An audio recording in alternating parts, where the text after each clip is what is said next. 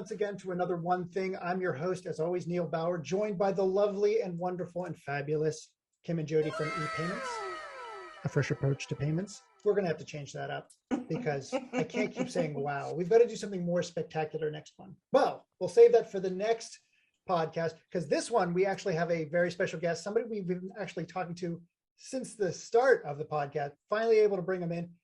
Kim, do you want to do the introductions? I would love to. Scott Burnett, otherwise known as the Shark.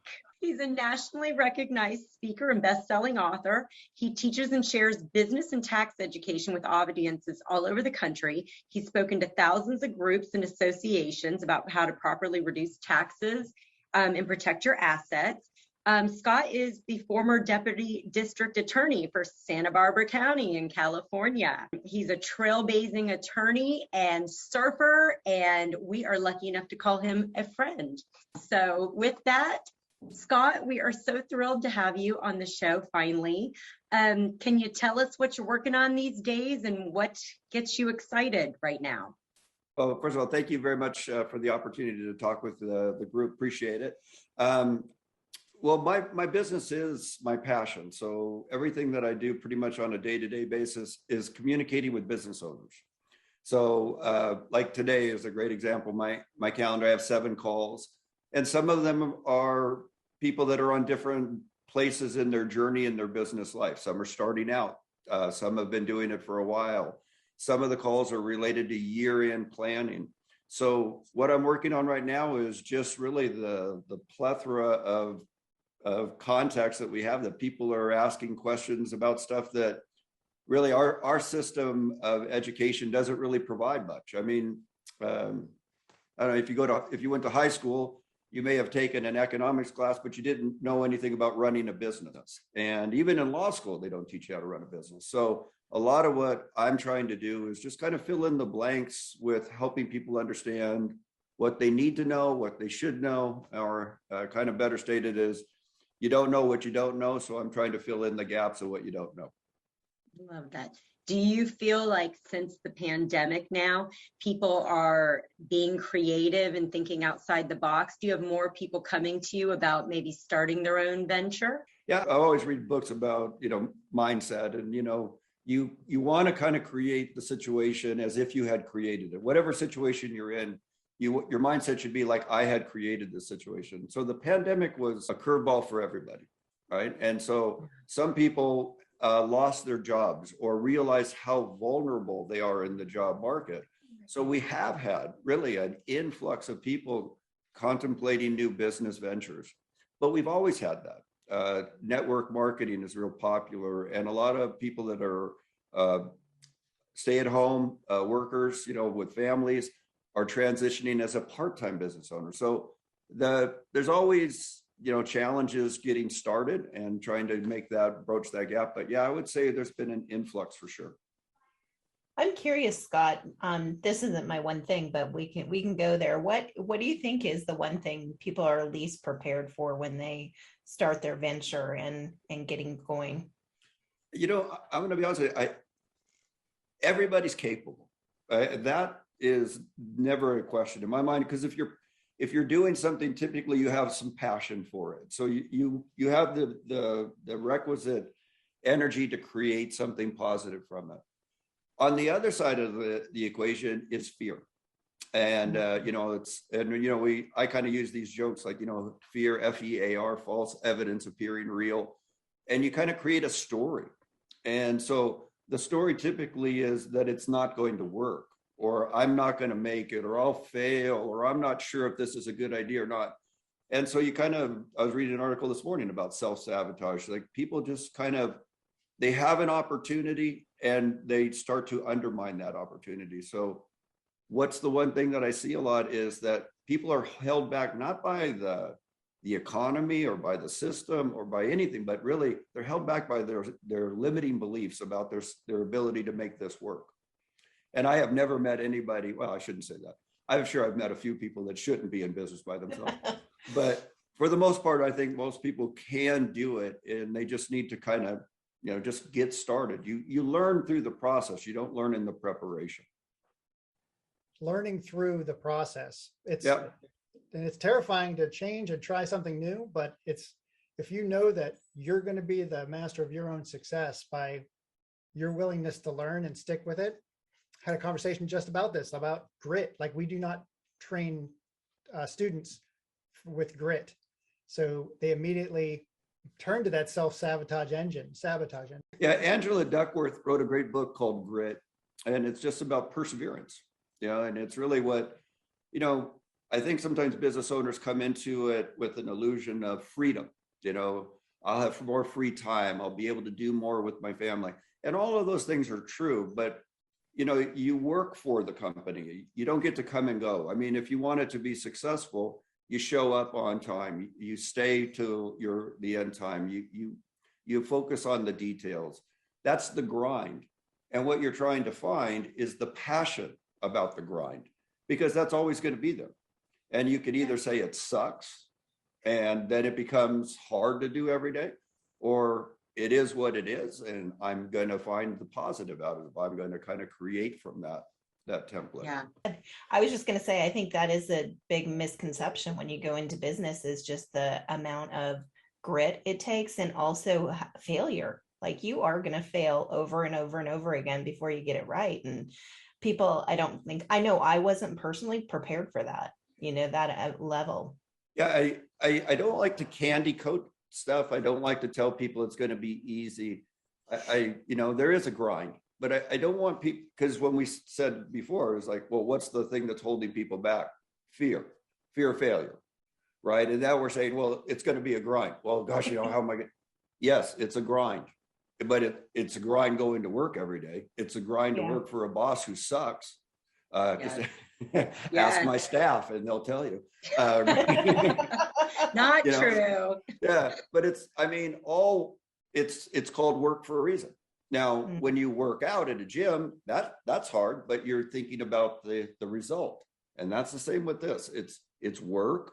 It's a bit of a task, but the result, the focus is always, where am I going, not where I am, when it comes to business anyway. Right. We had Michael Karasman on. He's been an entrepreneur his whole life. And he goes, one thing about people who want to be an entrepreneur is like, why do you want to be an entrepreneur? Because I don't want to work. I want to work for myself. I don't want to have a boss. And he's like, well, if you're an entrepreneur, you have like 50 bosses. You're working for everybody. Yeah. But the thing, that expression, heavy is the head that wears the crown. Right. Mm-hmm. So when you're your own business owner, you get to make the decisions, but you're also responsible for every decision. And there isn't anybody a lot of times to bounce stuff off of. And that's kind of what my business has kind of evolved into, is sort of this, I'm trying to teach people the potholes that, frankly, I fell into when I was starting out in my business. I always tell this story about, like, in law school, they teach us how to sue businesses, but they don't teach you how to run them. And so when I got out there, I learned everything the hard way. If there was a hard lesson to learn, I swear to God, I learned it. And me too. Yeah. No, Jody and I always say, oh, you know what? We can really consult you on this, because we always learn things the most painful way. But guess what? It's burned into your brain at that point. You learn the lesson and how to come back quick from it. Right. And so, like, when I got out of law school, I got audited. I had been in my legal practice for a few years, and I got audited, and I went to my CPA every year, and I gave them information, and I didn't do anything nefarious. My returns were filed, everything looked right. But when the auditor came in, the stuff that I thought was deductible that my CPA knew about wasn't deductible. And I got really beat up in that audit, like to the tune of about $60,000. And so, you don't have that sitting there in your back pocket. So you get on a payment plan with them, and it's kind of a long story. But what ended up happening is, like, well, my CPA and I are not communicating the way we think we are, or the way I think we are. They're not telling me I'm doing something wrong. They're just accounting for the money that I spent. They're not evaluating it or telling me, well, you need to substantiate this or that. So in the audit, it was like an old-fashioned trip to the woodshed. I just got it handed to me. And so really what ended up happening is that changed the game for me. That changed my life, because I said, well, if this is happening to me, this is happening to everybody. And so what that really kind of was how Burnett and Associates sort of began. So now, like the evolution of it, now I write books about taxes. I'm approved by the IRS to provide the education to tax preparers. And really you start to see the full thing is like, you don't need to learn the tax code. You need to learn about a dozen things. And then once you know those things, it's pretty easy after that. Can I jump in? Because I'm really excited. You've got a lot of sports paraphernalia behind you. Not sure if you're aware, but those guys used to be basketball players, and pretty good ones at that. So we are working with, what my company works with, more than baseball, and it's basically helping minor leaguers who get paid absolutely nothing. And especially with the pandemic, their season was cut. They got paid nothing. But it's helping minor leaguers find a path during the minors, getting them paid fairly and equitably, but also finding them housing, getting them equipment. But the big thing is offering them life beyond baseball. So if they're moving outside, like, hey, I'm not going to make it next year, what is my path outside of it? And they're working on plans for starting your own business or getting them involved with some company. It looks like you have a lot. You're a surfer. It says you were an athlete as well in your bio. So I like to think I used to be. Okay. You surfed. You're a far greater athlete than I would ever be. So what's great is that you have some experience in space with people. Like, I'm going to ask your experience. What's the one thing you would tell somebody who is an athlete, who is looking to pivot from being in a physically and mentally taxing activity into pivoting into another more mentally, if not physically taxing activity? Yeah, I think the next step of anybody's career, right? Because you go, my mom always said, you live a lot of lives in a lifetime. And God, that is so true. So you have this athletic life, this academic athletic life that you have cultivated since you were a child, and your parents have groomed you for. And then at the expiration of that, your career is coming to some sort of finality athletically. So where do you go?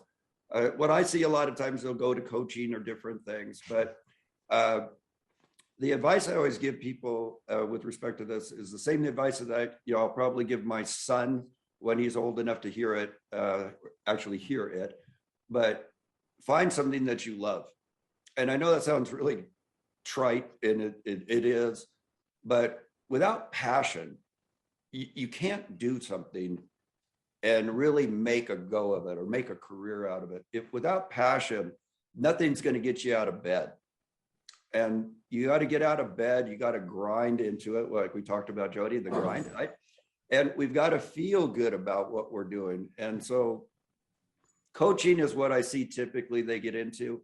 And then they learn their business acumen through that process. But it could be anything. I see finance. I see collectibles. I see sports people go into insurance. You just have to find something that, I think, this is my opinion, you have to be passionate about it, that not every day you're going to jump out of bed excited, but it's something that you feel good about. And if it can help people, which is kind of what is my why, is I like to teach and I like to help. That's what keeps me going in it. So find the passion, whatever it is. I love that. I do too. Protecting your assets. You talk a lot about protecting your assets, and I'm curious, what's the one thing that people can do to protect their assets physically, but also I know you've been on a spiritual journey yourself. What can they do with that most important asset themselves to protect themselves, as they move on this path? So twofold. Yeah, so we're going to cover a lot of ground. Yeah. All right, so let's talk about asset protection. What's the one thing that comes up a lot is people get sued and they weren't expecting to get sued. And that's when the problems start. The United States has 5% of the world's population. We have 74% of the world's lawyers, and we generate 94% of the entire world's litigation. So our legal system is very robust, right? Oh, We have more law students in law school than practicing attorneys right now. Wow. And the Census Bureau is saying it's estimated by 2024, I believe, that lawyers are going to outnumber human beings. So it's just getting worse for you guys every day. Gee. So really what asset protection is it's like doors and windows in your house. You close your door, not because you're concerned, but because for privacy. You close your curtains, you make things sure they're shut so that somebody can't come in. Asset protection is similar. You have homes, you have businesses, you have portfolios, you have things that you've created, you've built in a lifetime. And in a legal system that is kind of running amok a little bit, particularly right in the last few years, I've seen it even worse than I've ever seen it in my career. It's not a question of if you get sued, it's more of a question of when. And what happens is that once the lawsuit begins, there's a set of laws called fraudulent conveyance, and you're not allowed really to protect yourself once you get sued. So you have to kind of do your planning before you have a problem. And that's usually when people are not thinking that they need to do any planning because there's no reason to, there's nothing on the radar. So asset protection really is the preservation of assets while your legal seas are calm is really when you should be thinking about it. And there's, houses, portfolios, everything's got a little bit of a different spin. The goal is always to make sure that whatever you're doing is not harming you from a tax perspective. So we have asset protection and we have a proper balance from a tax perspective, usually tax neutrality, meaning it's not costing us more to do it. It's the same or better than what we had before. Yeah. Well, so, okay. And with that being said, Scott, you don't imagine a lawyer, people always have these, I know there's a lot of anecdotes about, lawyers, and not all of them are favorable, but everybody wants to have a good one, right? Right. And many of them are. When I know that you completed the Deepak Chopra school for business, and I was looking up some of the information on that, and I saw that he's been speaking at Columbia University and working with MBA students, and everybody's kind of searching for that. Like, yes, you want to have all of these things in line from a legal perspective and a tax perspective. But what was it about this particular program and where you are in life that you decided I need to add this component to my business? What prompted that, and how do you think it's helped you and changed your business?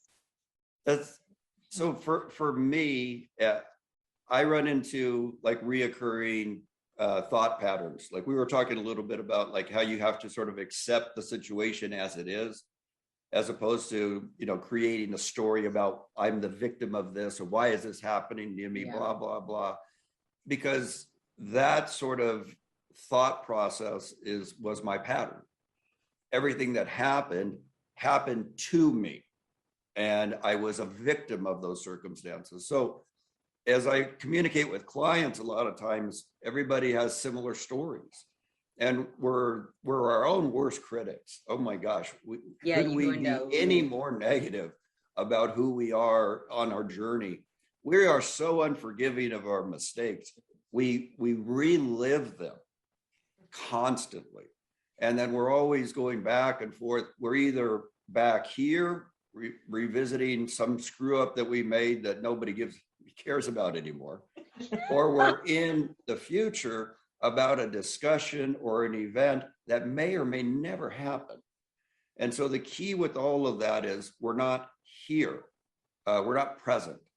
Because when you are present, you realize there's no fire, the house isn't burning down, nothing's really happening. In my mind, I'm creating a story. And that's all this is. So I gravitated to it really as a self-help thing. Now, what do I see? I see more people embracing it.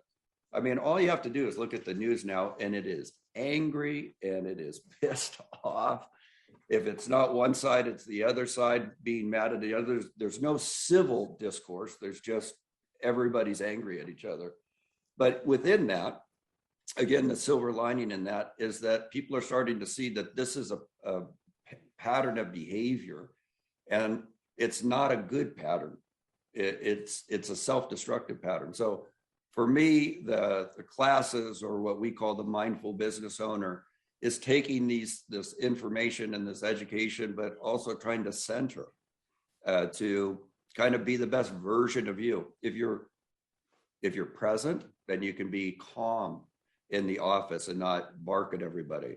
You can leave the office and leave everything and go home and be present with your family and your wife and your children, or your husband and your children. And I don't know, it's made a huge difference in my life. The best part about it is that it's okay to shut it off. As a business owner, I think sometimes we just keep going and we keep going, and then we go home and kick the dog. And and unfortunately, the dog isn't just the dog. The dog is the kids. The dog is the spouse. The dog is the neighbors. And your ego is justifying that behavior because you had a bad day. And that is the most narcissistic shit that you can create, but we do it all the time. And that's kind of, am I allowed to say shit, Neil? Can I talk shit? Shit all day long. But and that's kind of what it is. So I'm sorry, I as you can see, I get paid by the hour. I talk a lot. The journey was for me. And that I also learned too in my career that if you want to really know something, learn to teach it. And that's where you really start to find the finer points of it. So that's kind of what got me into it.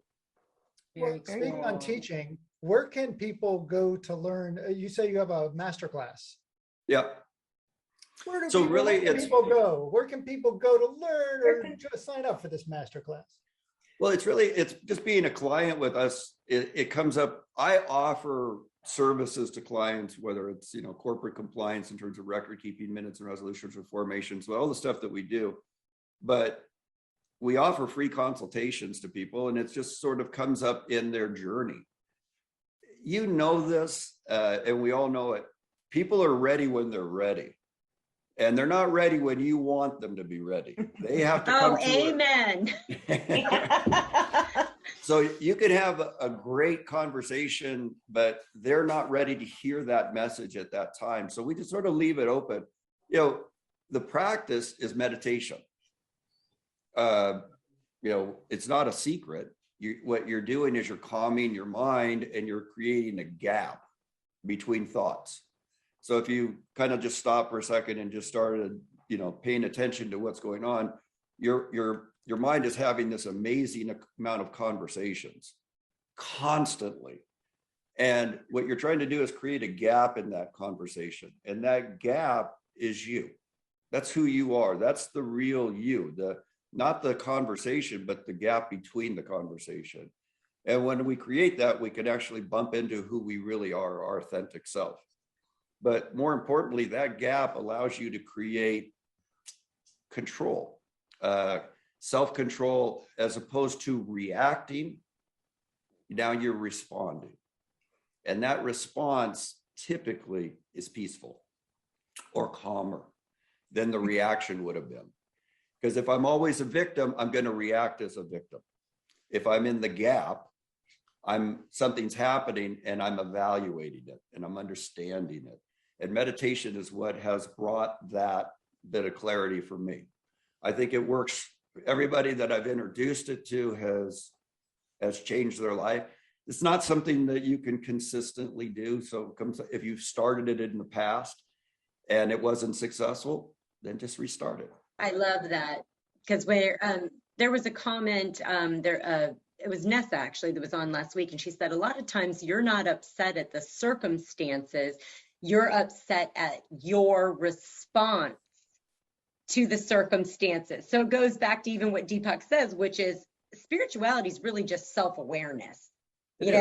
How many times have you lost your temper and regretted losing your temper? Oh yeah.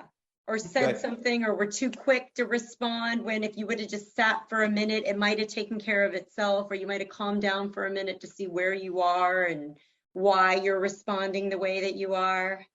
Well, you see, all of this stuff now is, because we have fight or flight built into us. And, we all know what that is. If there's something happening, your adrenaline's going up, you're prepared to either run away or hide or fight. And so that mechanism, and is an eternal mechanism, it happens, without any sort of control of your body. But while that benefited cavemen hiding from saber-toothed tigers, in our world, social media, the pressures of things, the things that our ancestors never had to deal with, create that anxiety, and you're on a cycle of it 24/7. Okay, so I'm a little bit on a rant here, so forgive me. No, but I love it. This is so good. You went off on Good it. rant. Okay, so you're thinking thoughts, and obviously there's nobody around you. You're just creating these thoughts within yourself, and that means they must be authentic. They must be real. They must be true, because there's no other influence outside of you that's creating that thought. So in your mind, this is authentic, real. This is the reality. And it's not. It's just your version of the reality through your past conditioning of the events that shaped your life. We are the stories that we tell ourselves about ourselves that we believe. So we have created this whole thing. Over the last few years, in middle school, for where my sons go to school, 2 kids committed suicide. Young men that 12 years old. I've never heard of anything like that. I know. And the story that they tell themselves, it's like you read their notes and stuff, and it's like, I can't live with myself any longer, or I can't live with it any longer. Who you can't live with? Yeah. It's just your thoughts. So meditation, all of this stuff, self-awareness, it's just creating the recognition that these thoughts, they're not you. You're not the thought. You're the thinker of the thought. And if you don't get control of the thoughts, then the thoughts become who you think you are, but it's not you. So, kind of relating it back to business, if I have a passion about a business, but my thoughts are telling me I'm going to fail, that's what we have to fix. That's where mindfulness comes in, because this is the easy part. Yeah. We can create that. You can learn that, but this is really what needs to be fixed. And it's just you talking to you in a way that you would never talk to anybody else. Oh God, we always say that. If you said half the things you tell yourself, you wouldn't have any friends. Like you would never say that to a friend or someone you're trying to help, the things that we say to ourselves. Yeah, like, you're getting ready. God, you look like shit this morning. How would you say that to anybody? Right? But you're having that dialogue with yourself. And for some people, that dialogue is negative 24 hours a day. Yeah. And it's brutal. And I've worked with a lot of clients that have very bad past experiences, terrible things that have happened to them. And that is their conditioning that they have to overcome. You have to realize that was then, but none of that has to affect today. But, we kind of drift back into it because it's our response mechanism to events. And we're constantly trying to protect our heart, which is the most ironic thing. We're trying to protect it. And then so we start to create a persona that isn't even us. Because the authentic you, the real you, doesn't have to protect anything because you have nothing to fear. Nobody can harm you. Your thoughts are the thing that are harming you. Wow, that was good.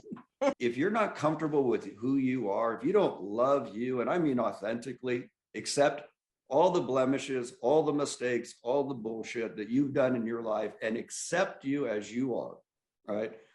Then you can't really brand. Branding is something like, it's almost phony, like, I'm branding me. Well, are you branding this you, the bullshit you, or are you branding the authentic you that everybody actually would like? Wow. And everybody goes with the persona that they've created that protects their heart. This person will be nice. This person will talk to you. This person will do everything, but they won't let you in here because they're afraid that if they let you in here, you'll hurt them. So this front keeps them protected, but nobody, you brand around that front. That's not a successful business model. People want authenticity. They want to know who you really are. It's hard to share that if you don't feel safe. I love it. It So was good. so good. Just like Gandhi, be the change you want to see. Yes. Thank you so Thank much. you for being on. Namaste.